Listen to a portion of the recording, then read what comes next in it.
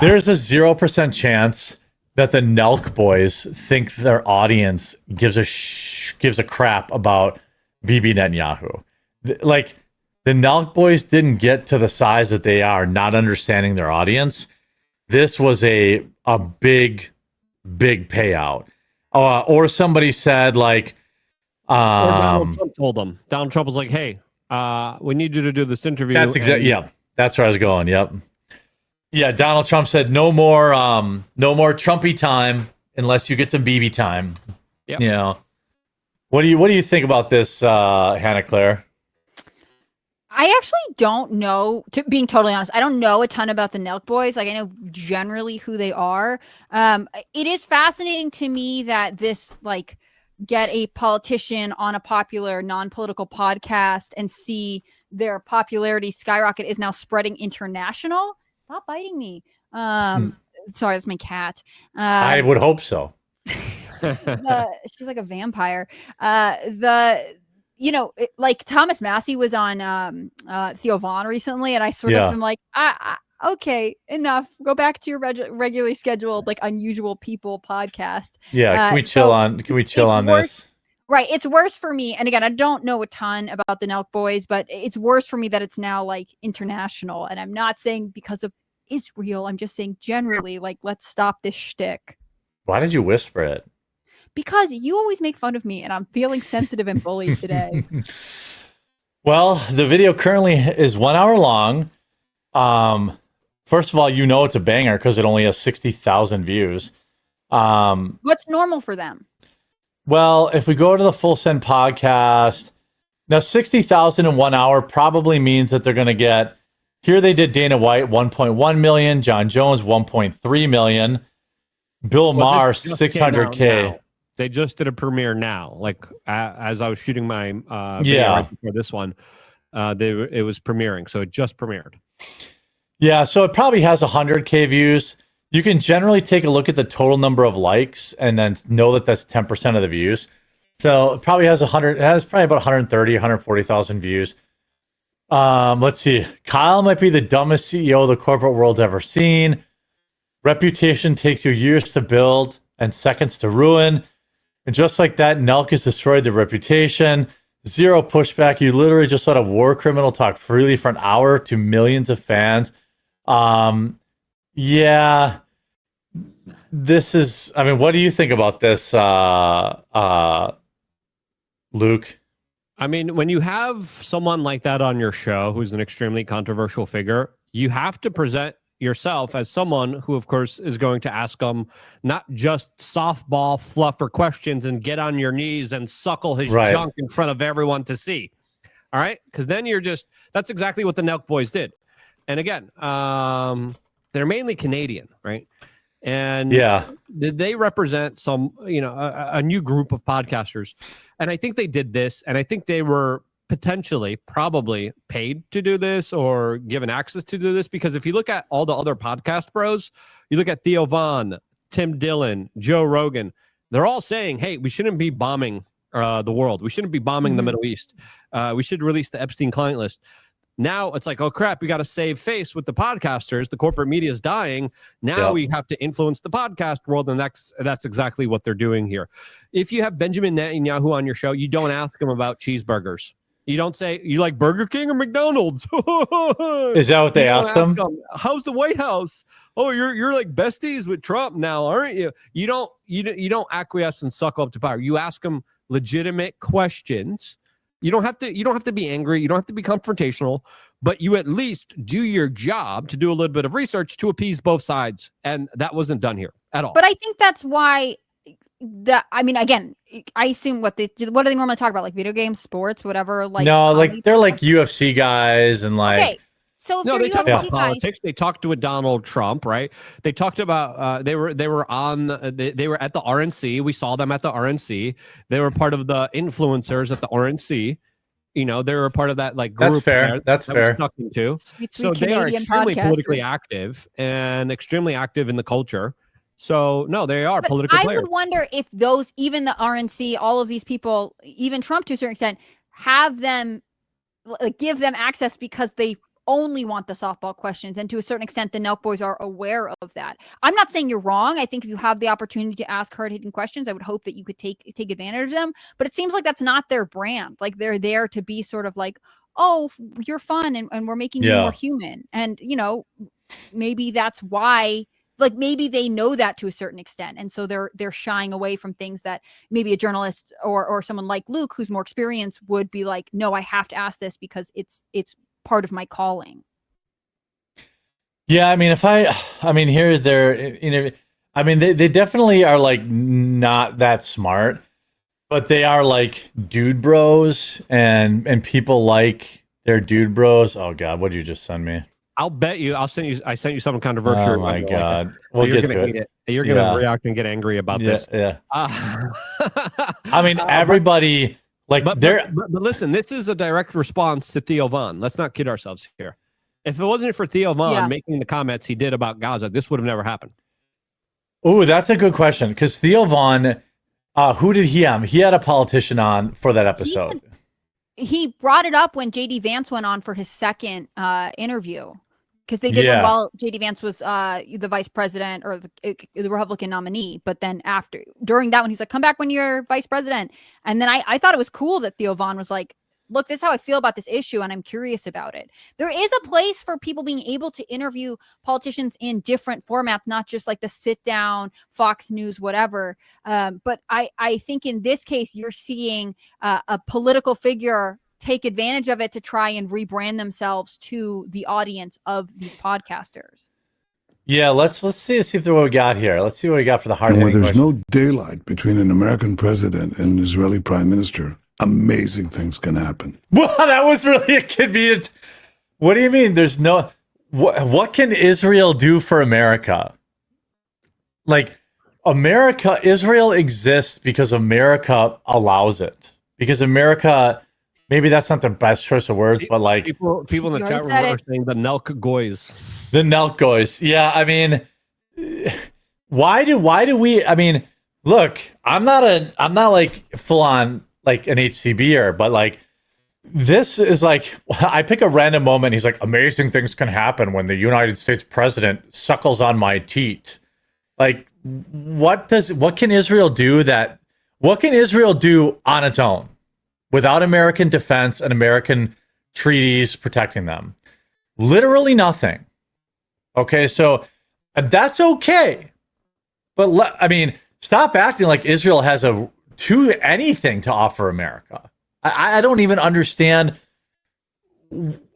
This is like, this guy's delusional. Yeah. Well, the fact that this was met with just no pushback or just softball questions, that's the issue. Because, like, even when Tucker Carlson interviews like Putin or the president of Iran, there is some pushback. There's like, okay, people say this about you. How do you respond to this? You don't have to be confrontational. You don't have to be angry. You don't have to be contentious, but you could bring up the kind of elephant in the room. And they didn't bring up the elephant in the room. And the vast majority of people are being like, yeah, you guys are just propagandist shills right now, because that's what propagandists and shills do. It's also interesting that when they interviewed Donald Trump, they were wearing like jeans and T-shirts and hats. But for this one, they literally like dressed up to the nines with suits and looked extremely different than they normally do, which was probably a demand from Benjamin Netanyahu that says, you're going to dress up like I want you to dress up. You're going to dress up in a suit to talk to me. And they didn't do that for Donald Trump, which also is very telling. That's really interesting. This guy might be, look, there's no denying the influence the Nelk boys have, but most of their influence now comes because it's tangential to Donald Trump. Every bit of like fame they got was by getting with Dana White. Yeah. Dana White got them into Trump, and my question is, how many more podcasts are going to come out this week? Because he probably did 5 or 6 of them. Don't you think? This was recorded last week. Laura Loomer says she's so excited. She's very happy to see this on Twitter. Well, Laura Loomer is Jewish. So, Oh, an ad. Really quick, I want to let you guys know about MoonPay, because when I described as such, they pay for slay. The more Jews you kill, the more they pay the murderers. That's a death Which cult. is crazy. Yeah, some of the anti-Semitism I see is pretty nuts. Yeah. Name one thing. Name one thing. I bet you this guy doesn't even know what anti-Semitism is. Wow. Yeah, I'll tell you, I'm an American Jew, and it's hard to Oh, okay, maybe he does now. identify as that. I You understand. almost the don't even want to problem. own it. But I think we just changed history. I see American Jews are very proud now. Jews around the world are very proud because we, these guys were out to murder us and do another Holocaust. The Holocaust, the Nazis murdered 6 million Jews. There are now 7 million Jews. Hannah? Claire? 6 million? You didn't even get my name right. You're fired. Close to 8 million Jews in Israel. They want to murder all of us, and they say so.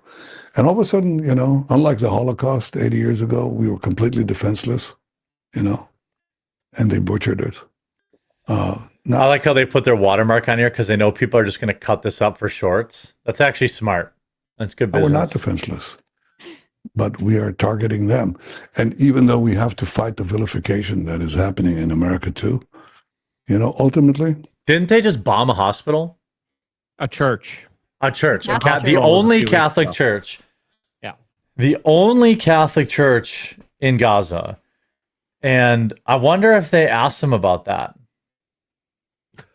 Nope. I don't think so, but I No, haven't they watched it. didn't ask him about that. I saw Michael Knowles brought it up in his video.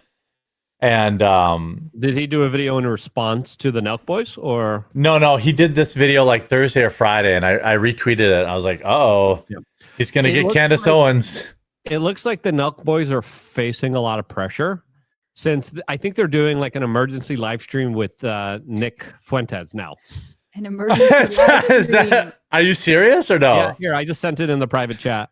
No way. This yeah. got to be a joke, right? I don't know. Like, Nick It is looks- now on the Nelk Boys. Kick.com. Oh my God. What are they doing? I like it. They're going at both ends of the spectrum here. He yeah, is. he's on. He's on right now.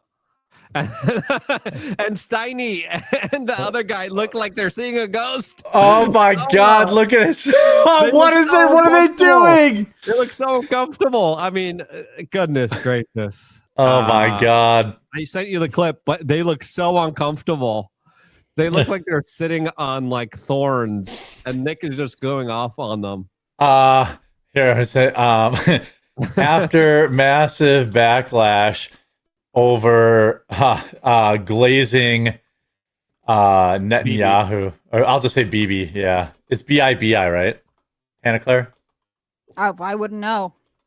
I think you know more than any of us. Yeah, Why? the Why Nelk do you boys think that? are. Because you keep talking about them all the time. I Yeah. literally said nothing in the last 5 minutes. Yeah. This is gonna be great. Their faces. Oh my God. This I just happened to grab a random this is not the way. Like Nick Fuentes is not the opposite of BB. Like if you wanted to do anybody like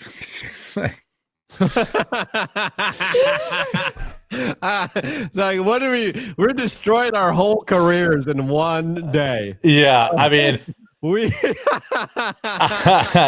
I mean, no, I am not kidding. And then I have like, here, I'll just put this like, what were they like? No, I'm gonna go Boy, and we tweet didn't push back on Bibi Netanyahu enough. Who should we bring in? I don't know. Nick Fuentes, the guy that everyone says is literally like a Latino Hitler. I don't. So they're trading out their normie audience for groypers. Is what it seems like Well, they now. ruffled a lot of feathers. They pissed a lot of people off, and I think they were watching the chat room because I was watching the premiere on YouTube. And it Yeah. was nothing but like LL. What are you doing this? And then like randomly there was like Israeli flags being posted. But overwhelmingly, it was just like, wait. Why are you guys like a propaganda arm? Like, why are you guys giving me state-funded propaganda from the Israeli government? And the vast majority of the people were kind of pissed in the chat room. I wish I could I wish we could replay the live chat, but it looks like they don't have it set up to that. Like, oh wait, live chat replay. Here we go. Let's just see. Can you guys see it? Am I on the right screen? No. No, you can't see it. Hold on. There. I mean, at least have All of a Candace sudden they say Owens. so. And all of a sudden, you know, Like, at least. Okay, here's a live chat replay. Let's see the beginning here. Publicly How can you? I have to spell Oh, out they what didn't- BS is. He cuts through the BS. He goes right to the point. Ah, To it's the all heart of the matter, and Palestinian sometimes he says flags. things Poop emoji. that- L. Get right to the things. Any Zio rats in here? Spam W's. Groypers will win. Now maybe Nick leaked that this was going to happen, and the chat was just full of his Groypers. You know, it's possible. No, I mean, they announced it. It was on social media. Like, hey, we're going to be premiering the Netanyahu interview soon.